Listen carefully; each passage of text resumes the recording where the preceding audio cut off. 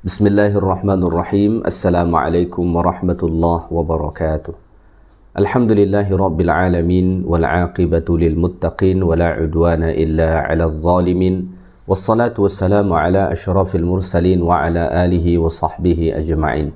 Subhanaka la ilma lana illa ma 'allamtana innaka antal alimul hakim. Hasbunallahu wa ni'mal wakil, ni'mal maula wa ni'mal nasir. Wala haula wala quwwata illa billahil aliyyil azim.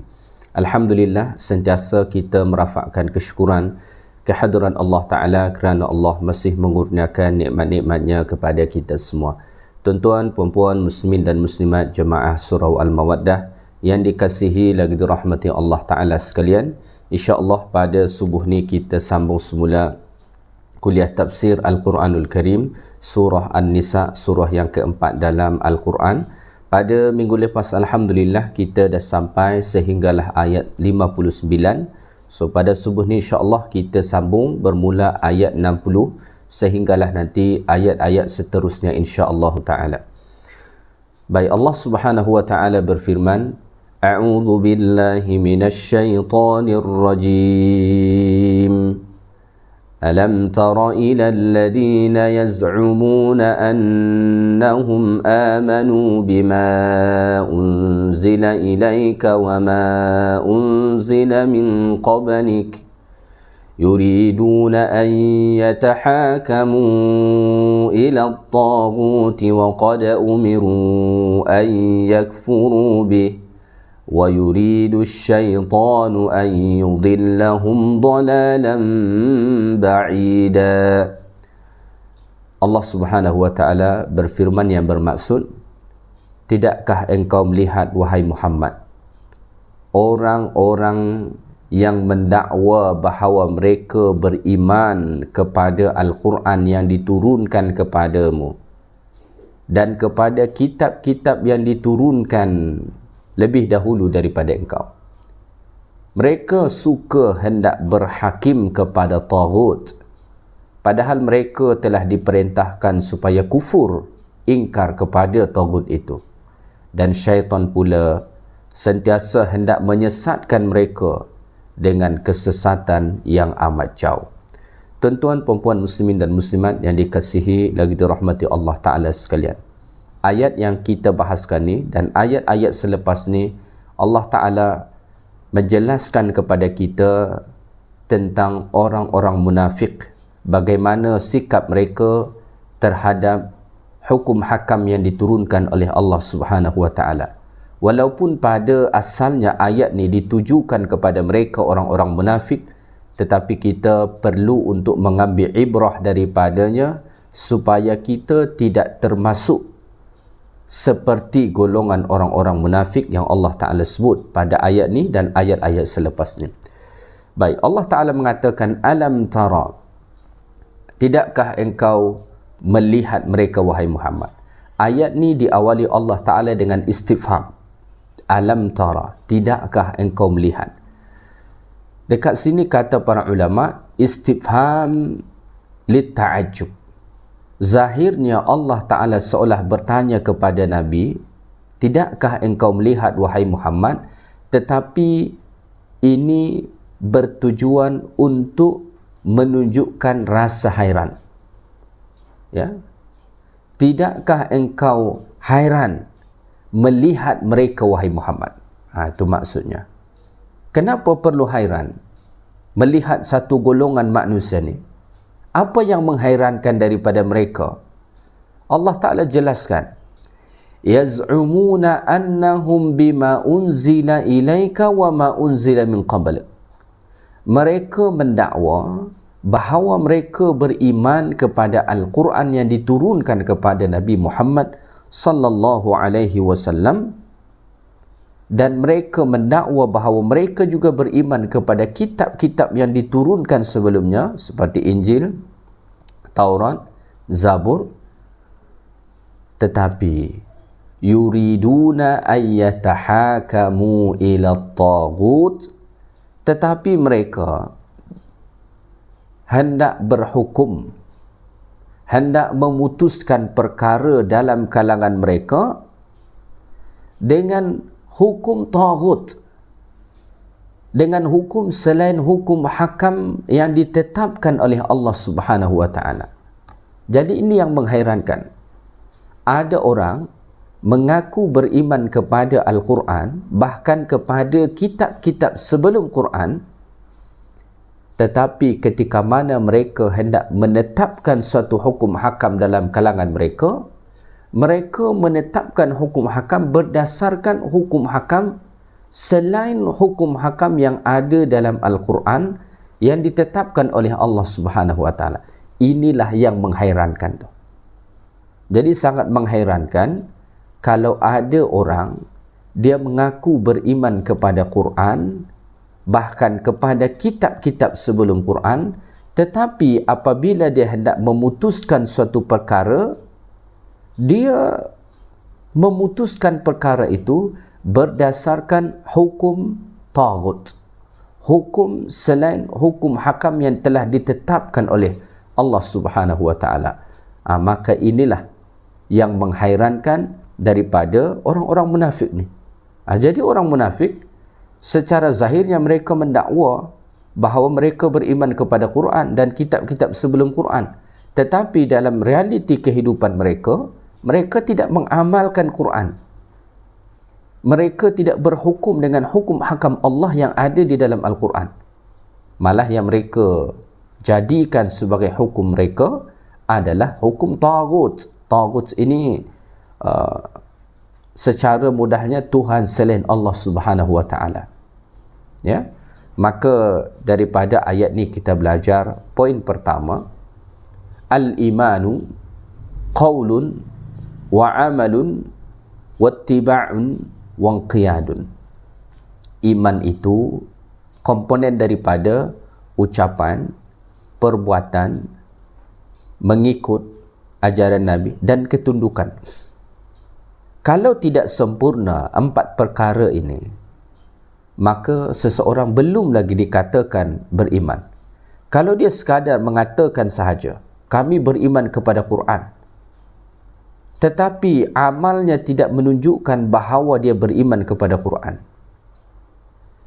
perbuatannya tidak menunjukkan mengikut kepada ajaran Quran, kehidupannya tidak menunjukkan bahawa dia tunduk kepada hukum hakam Quran, maka ini iman dusta. Ya. Kemudian tatbiqul Islam. Ya. Tatbiqul Islam yabqa da'wa hatta yusaddiqaha al-amal. Menerapkan agama Islam ni, menerapkan syariat Islam ni,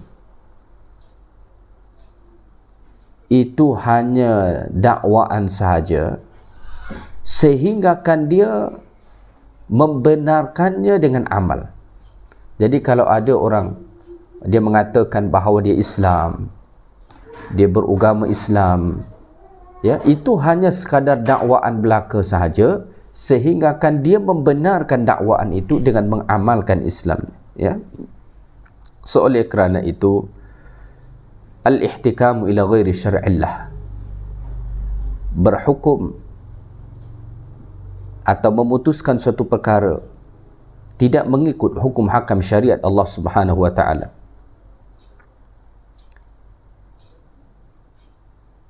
munaqidul lil imani billah, maka itu bercanggah dengan iman kepada Allah Subhanahu wa taala.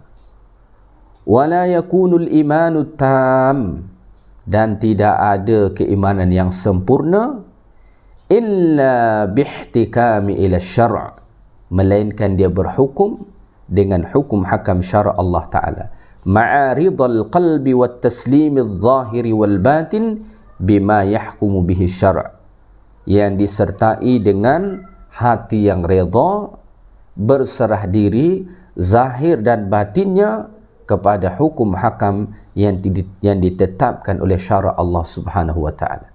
Itulah baru sempurna iman. Jadi supaya iman seseorang tu sempurna, dia mesti berhukum dengan hukum syara' Allah taala dengan penuh keredaan dan berserah diri zahir dan batinnya terhadap hukum hakam syara' Allah taala tu. Ya.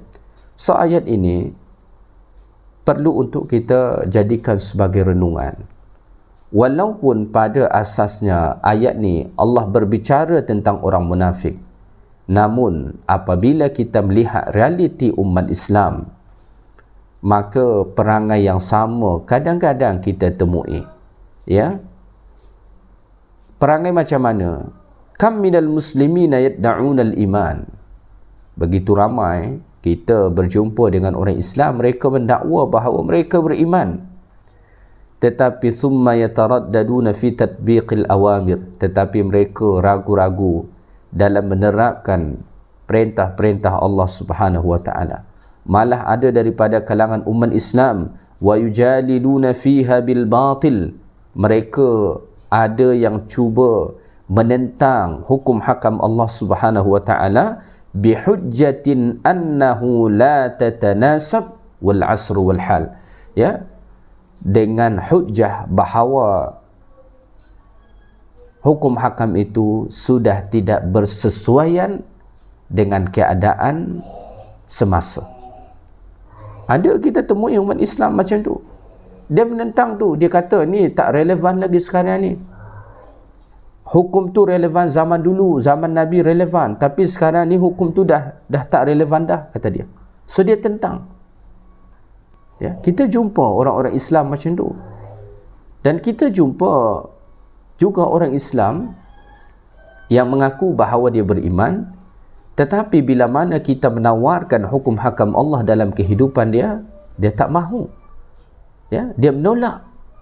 So ini bahagian daripada tanda ketidaksempurnaan iman kita sebenarnya terhadap Al-Quran. Maka bukti yang paling jelas dan nyata bahawa kita betul-betul beriman dengan Al-Quran, Al-Quran itu bukan sekadar kita imani dengan ucapan lisan, tetapi kita amalkan dalam perbuatan kita seluruh kandungan hukum hakam Allah yang ada di dalam Al-Quran. Maka sungguh pelik, bin ajaib, bin aneh kalau ada orang dia mengaku beriman kepada Al-Quran tetapi dia berhukum dengan hukum hakam selain daripada hukum hakam syarak yang ditetapkan oleh Allah Subhanahu wa taala di dalam Al-Quran, ya. Kemudian Allah Taala mengatakan wa qad umiru ay yakfuru bih. Yang lebih menghairankan lagi kepada golongan ni, padahal mereka telah diperintahkan untuk kufur kepada taghut. Mereka berhukum dengan hukum taghut tu bukan kerana jahil, bukan kerana mereka tidak tahu. Mereka tahu. Allah Ta'ala dah perintahkan mereka supaya kufur kepada taghut.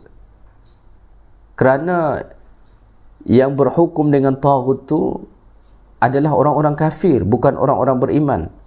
Ya, sebagaimana Allah Subhanahu wa taala berfirman, ya, Allahu waliyul ladina amanu yukhrijuhum minadh dhulumati ilan nur walladzina kafaru awliya'uhumut taghut yukhrijunahum minan nur ila dhulumat, kata Allah Subhanahu wa taala. Jadi mereka bukan tidak tahu, mereka telah pun diperintah supaya kufur kepada taghut, tetapi realitinya mereka masih lagi berhukum dengan hukum-hukum taghut yang telah dilarang oleh Allah Subhanahu wa taala untuk mereka amalkan. Kemudian Allah Taala mengatakan wa yuridu syaitanu ay yudillahum dalalan ba'ida, dan syaitan pula ingin menyesatkan mereka dengan kesesatan yang amat sangat jauh, ya. Maka dengan keadaan mereka yang macam tu, syaitan pula hendak menyesatkan mereka dengan kesesatan yang amat sangat jauh. Pada ayat ni Allah Ta'ala mengatakan dalalan ba'ida, kesesatan yang amat jauh. Kenapa Allah Ta'ala sifati kesesatan dekat sini dengan jauh, ya? Hatta yas'uba alaihi ar-ruju'u anhum. Allah sifati macam tu, dikatakan jauh, sehinggakan mereka sangat sukar untuk kembali ke jalan yang benar. Macam ni, orang kalau berjalan sesat tetapi dia sesat tak jauh, mungkin hanya 1-2 kilometer saja, ya, around 1-2 km saja, tak jauh. So besar kemungkinan dia untuk dapat kembali ke jalan yang benar. Tetapi apabila seseorang sesat dengan kesesatan yang jauh, mungkin dia sesat sampai 10 km, 20 km, 100 km, maka kemungkinan dia untuk kembali ke jalan yang benar adalah sangat-sangat kecil. Bahkan sukar dia untuk kembali ke jalan. Begitulah orang-orang munafik dan orang-orang yang menyerupai mereka, yang mengaku beriman kepada Quran, tetapi dalam kehidupan mereka mengamalkan hukum hakam selain hukum hakam Allah Ta'ala, padahal mereka telah diperingatkan tentang perkara itu. Maka disebabkan itu syaitan menyesatkan mereka dengan kesesatan yang amat sangat jauh, sehinggakan amat sukar mereka untuk kembali ke jalan yang benar, amat sukar mereka untuk dapat bertaubat kepada Allah Subhanahu wa taala. Waliyadzubillah. Ya, maka mari kita berusaha untuk mengamalkan hukum hakam Allah yang ada di dalam Al-Quran. Jangan sampai sekadar lisan kita sahaja yang mengatakan bahawa kita beriman dengan Quran, tetapi kehidupan kita, pengamalan kita amat jauh daripada Al-Quranul Karim. Kalaulah itu berlaku pada diri kita, so apalah lagi beza kita dengan orang-orang munafik tu. Waliyadzubillah. Sama-samalah kita minta perlindungan kepada Allah Subhanahu wa taala. Baik, kita teruskan ayat 61. Allah Taala berfirman, "Wa idza qila lahum ta'alu ila ma anzala Allah wa ila ar-rasul ra'aital munafiqina yasudduna 'anka sududa." Yang bermaksud, dan apabila dikatakan kepada mereka, mereka dekat sini adalah orang-orang munafik. Apa dikatakan kepada mereka? Ta'alu ila ma anzalallahu wa ila ar-rasul. Marilah kita berhakim atau berhukum kepada hukum Al-Quran yang diturunkan Allah Subhanahu wa taala dan kepada hukum Rasulullah sallallahu alaihi wasallam. Maka kata Allah, ra'aital munafiqina yasudduna 'anka sududa. Nescaya engkau akan melihat orang-orang munafik itu berpaling serta menghalang manusia dengan bersungguh-sungguh daripada menghampirimu. Ini perangai munafik yang berikutnya yang Allah Ta'ala sebut pada ayat ini. Ya? Kata Allah Ta'ala, wa idza qila lahum, kalau dikatakan kepada mereka, ta'alau, mari, diajak mereka, ila ma anzalallah wa ila rasul, untuk mengamalkan hukum hakam yang datang daripada Allah dan Rasulullah sallallahu alaihi wasallam. Kalau diajak mereka kepada situ, apa yang mereka lakukan? Ra'aital munafiqina yasudduna 'anka sududa. Maka mereka akan berpaling, bahkan menghalang orang untuk menghampiri, untuk mendekat kepada Nabi Muhammad SAW.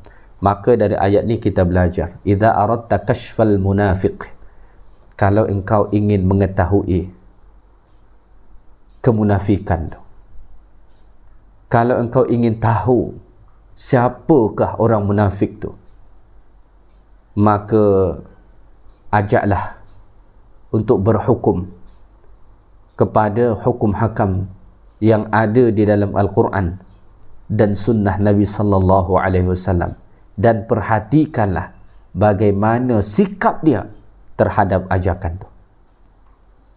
Kalau dia menentang, kalau dia berpaling, maka itu satu tanda bahawa sebenarnya iman dia tu hanya pura-pura sahaja. Itu satu tanda bahawa dalam dirinya bersemayam kemunafikan. Ya. Yang paling teruk lagi dekat sini, Allah Subhanahu wa taala sebut adalah mereka bukan sekadar berpaling, bahkan mereka hendak menghalang orang-orang yang ingin menghampiri hukum hakam Allah Ta'ala. Mereka tidak berkenan, tak suka kalau ada orang yang ingin mendekat, yang ingin menerapkan hukum hakam Allah yang ada di dalam Al-Quran dan sunnah Nabi kita Muhammad sallallahu alaihi wasallam. Maka sabilu ahlin nifaq, jalan orang munafik itu ialah as-saddu an tatbiqis syariah. Mereka cuba untuk menutup, untuk menghalang manusia daripada menerapkan hukum hakam syariat ni. Kalau ada orang yang menyampaikan supaya diamalkan hukum hakam syariat ni, maka dia akan berdiri paling cepat untuk menentang dengan pelbagai macam hujjah, dengan pelbagai macam alasan. Dia akan tentang. Wa hadha min alamatil munafiq. Ni adalah bahagian daripada tanda orang munafik, ya. Maka yu'raful munafiq bi'adamir ridha bihukmillah. Maka orang munafik tu dapat dikenali dengan melihat ketiadaan redha dia terhadap hukum hakam Allah. Dia tak redha dengan hukum hakam Allah. Balil i'radu anhu bil kulliyah. Bahkan ia berpaling secara keseluruhan daripada hukum hakam syariat Allah Subhanahu wa ta'ala, ya. Maka munafik itu berdasarkan ayat 61 ni Allah Ta'ala sebut, apabila diajak mereka untuk menerapkan hukum hakam Al-Quran dan sunnah Nabi kita Muhammad sallallahu alaihi wasallam, mereka akan berpaling, bahkan mereka hendak menghalang orang dengan bersungguh-sungguh daripada menghampiri ajaran yang dibawa oleh Nabi kita Muhammad sallallahu alaihi wasallam. Maka kalau kita ingin membersihkan diri kita daripada sifat-sifat kemunafikan, maka perkara yang penting atau salah satu perkara penting yang mesti kita lakukan ialah ketika mana kita diajak untuk menerapkan hukum hakam Allah dan Rasulullah sallallahu alaihi wasallam, ikutilah, jangan tentang, ya. Pada masa yang sama, ajaklah orang lain untuk menyertainya. Janganlah jadi macam munafik, sudahlah dia berpaling dan berusaha dengan bersungguh-sungguh untuk menghalang orang masuk atau mengikuti ajaran Allah Subhanahu wa ta'ala. Wal iyadzu billah, ya. Baik, kita teruskan ayat 62. Pada ayat 62 Allah Ta'ala berfirman, فَكَيْفَ إِذَا أَصَابَتْهُمْ مُصِيبَةٌ بِمَا قَدَّمَتْ أَيْدِيهِمْ ثُمَّ جَاءُوكَ يَحْلِفُونَ بِاللَّهِ إِنْ أَرَدْنَا إِلَّا إِحْسَانًا وَتَوْفِيقًا. Allah Ta'ala menjelaskan, ini masih tentang orang munafik. Maka bagaimana halnya apabila mereka ditimpa sesuatu kemalangan disebabkan kesalahan yang telah dibuat oleh tangan mereka sendiri. Kemudian mereka datang kepadamu sambil bersumpah, demi Allah, kami tidak sekali-kali menghendaki melainkan kebaikan dan perdamaian bagi kedua belah pihak yang berbala. Ni perangai munafik. Allah mengatakan, فَكَيْفَ إِذَا أَصَابَتْهُمْ مُصِيبَةٌ. Maka bagaimana apabila mereka ditimpa satu kemalangan, satu musibah disebabkan kesalahan yang telah mereka lakukan. Daripada ayat ni kita belajar, istadalla bil ayah ala annahu qad tusibul musibah bima yaktasibul abdu minadz zulum. Kadang-kadang musibah tu Allah Ta'ala timpakan kepada seorang hamba disebabkan dosa-dosa yang ia lakukan. Maka munafik ni apabila ditimpakan kepada mereka musibah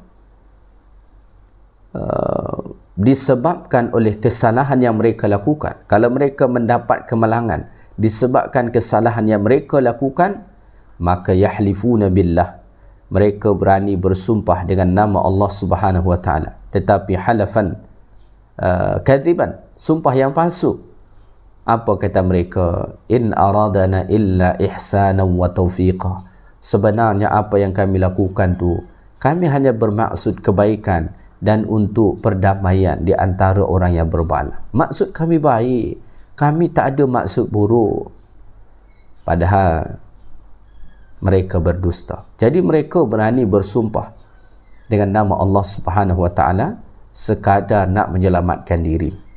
Berani berdusta bahawa niat mereka adalah baik, bahawa mereka adalah melakukan kebaikan, padahal hakikatnya mereka melakukan kejahatan dan keburukan.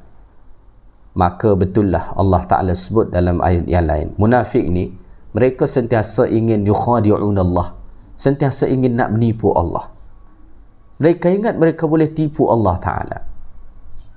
Maka Allah mengatakan wa huwa khadi'uhum, maka Allah kembalikan tipu daya itu kepada mereka sendiri, sebab tak mungkin manusia boleh menipu Allah.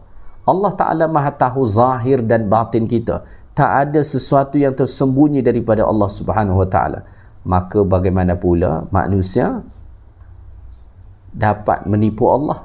Maka orang-orang munafik yang sentiasa berusaha untuk menipu Allah, mereka tidak pernah berjaya untuk menipu Allah. Maka seluruh tipu daya mereka, kepura-puraan mereka, dikembalikan Allah Subhanahu Wa Ta'ala kepada mereka.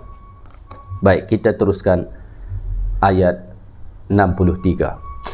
Allah Ta'ala berfirman, Ulaika alladhina ya'lamu Allahu ma fi qulubihim fa'rid anhum wa'idhum wa qul lahum fi anfusihim qawlan baligha. Allah mengatakan, mereka itulah orang-orang yang diketahui Allah Ta'ala akan apa yang ada di dalam hati mereka. Oleh itu, berpalinglah engkau daripada mereka dan nasihatlah mereka, serta katakanlah kepada mereka kata-kata yang boleh memberi kesan kepada hati mereka. Tuan-tuan dan puan-puan muslimin dan muslimat yang dikasihi lagi dirahmati Allah Ta'ala sekalian, pada ayat 63 ni Allah mengatakan ulaikal ladzina ya'lamullahu ma fi qulubihim. Mereka itu, mereka munafik dengan semua sifat-sifat mereka yang Allah Ta'ala sebut sebelum ni, adalah orang-orang yang Allah Ta'ala tahu apa yang ada dalam hati mereka. Jadi mereka cuba untuk berpura-pura, nak menipu, nak berlakon, diketahui oleh Allah Ta'ala. Tidak ada sesuatu yang tersembunyi daripada Allah. Walaupun lisan mereka mengatakan kami menginginkan kebaikan, kami berbuat baik, kami beriman dan bla bla bla sebagainya, ulaikal ladzina ya'lamu Allahu ma fi qulubihim. Allah tahu apa yang ada dalam hati mereka. Al-Quran selalu menggunakan kata ya'lamu atau yang sama akar kata dengannya untuk menyebutkan ilmu Allah, dan tidak menggunakan perkataan arafa atau ya'rifu dan yang satu akar kata dengannya untuk menyatakan ilmu Allah. Apa beza? Kata para ulama, kenapa Quran menggunakan kata ilmu atau alima atau ya'lamu yang sama akar kata dengannya untuk menyatakan ilmu Allah? Kerana kalau ma'rifah, ya, kalau disebut ma'rifah yang sama akar kata dia dengan arafah, dalam terjemahan Melayu biasa diterjemah dengan mengetahui juga, ya. Kalau ma'rifah itu pengetahuan dengan bahasa ma'rifah, itu berarti al-ma'rifah takunu ba'dal jahl. Kalau disebut ma'rifah, itu pengetahuan atau mengetahui sesuatu yang mana sebelumnya dia tidak mengetahui. Allah Ta'ala sentiasa menggambarkan ilmunya dengan ya'lamu, menunjukkan bahawa tidak pernah ada masa jahil bagi Allah. Kalau kita manusia ada yang kemudian mencapai tabaqat arifin, level orang arifin, orang-orang yang berilmu. Mereka dikatakan tabaqat arifin Kerana memang dahulu mereka juga tidak berilmu. Maka kalau disebut ma'rifah, itu takunu ba'dal jahl. Itu pengetahuan yang dikuasai, yang diketahui oleh seseorang selepas sebelumnya dia tak ada ilmu. Dia tidak mengetahui. Tetapi sebab dia belajar bersungguh-sungguh, membaca, mendengar dan lain sebagainya, akhirnya dia berilmu. Maka tidak layak perkataan ini untuk menggambarkan ilmu Allah. Kerana Allah Ta'ala tidak pernah mengalami masa jahil. Allah Ta'ala sudah alim sejak daripada zaman azali lagi. Berbeza dengan kita. Kalau kita lahir-lahir, la ta'lamuna syai'a. Wallahu akhrajakum min butuni ummahatikum la ta'lamuna syai'a. Kita keluar dari dalam perut ibu kita, kita tak tahu apa-apa. Kita tak kenal apa-apa. Tak ada ilmu. Lepas tu belajar, diajar, barulah ada sedikit pengetahuan. Itu ma'rifah. Ya. Baik, Allah Ta'ala mengatakan, bagaimana sikap dengan munafik ni? Fa'arin anhum. Berpaling daripada mereka. Tinggalkan jelah mereka. Berpaling saja daripada mereka. Ya. Wa'idhum, dan beri mereka nasihat. Wa qul lahum fi anfusihim qawlan baligha, dan katakanlah kepada mereka kata-kata yang boleh memberi kesan pada hati mereka. Qawlan baligha ni maksudnya, kata para ulama, ya, al-qawlul baligh laysa al-hujjah ad-damighah fahasb. Yang dikatakan dengan qawlan baligha pada ayat ni bukanlah kata-kata yang disertai dengan hujjah sahaja, tetapi al-baligh ila a'maqil qalb, kata-kata yang sampai menusuk hati, ya, bil lughatil mu'athirah, disampaikan dengan bahasa yang berkesan, wal 'atifah, dan penuh kelembutan. Maka kepada orang munafik sahaja Allah Subhanahu wa Ta'ala menekankan supaya bersikap kepada mereka dengan sikap yang lembut. Padahal mereka munafik ni perangai tak baik, buruk, tapi dalam mengajak mereka, Allah Subhanahu wa Ta'ala menggambarkan pada ayat ni tetap dengan cara yang baik dan lembut. Maka kata Allah, fa'arid anhum, berpaling daripada mereka. Allah tak suruh bunuh mereka. Allah Ta'ala tak suruh bunuh munafik. Ya. Suatu ketika Nabi SAW ditanya, kenapa Nabi tak perangi orang munafik ni? Ya.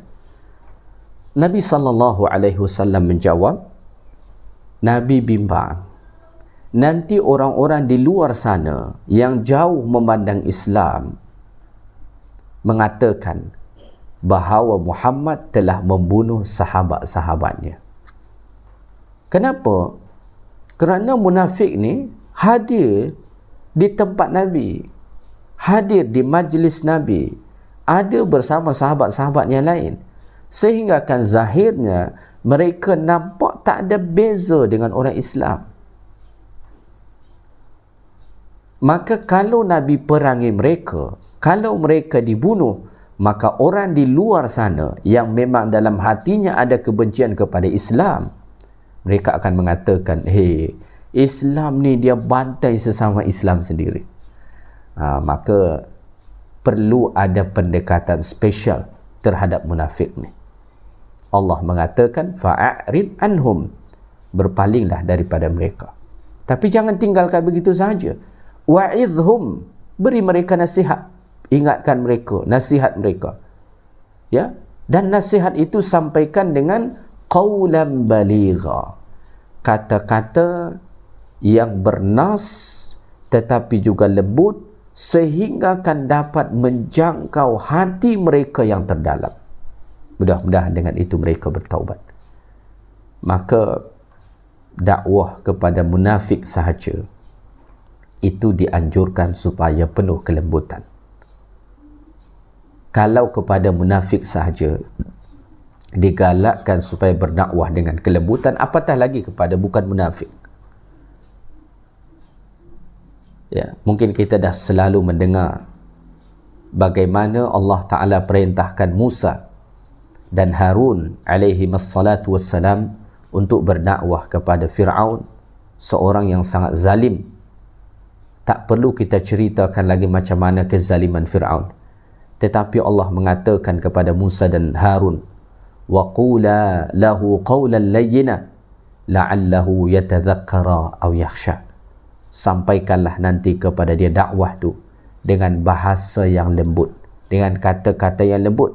Mudah-mudahan dia mengambil pengajaran dari situ dan dia menjadi takut kepada Allah Subhanahu wa taala.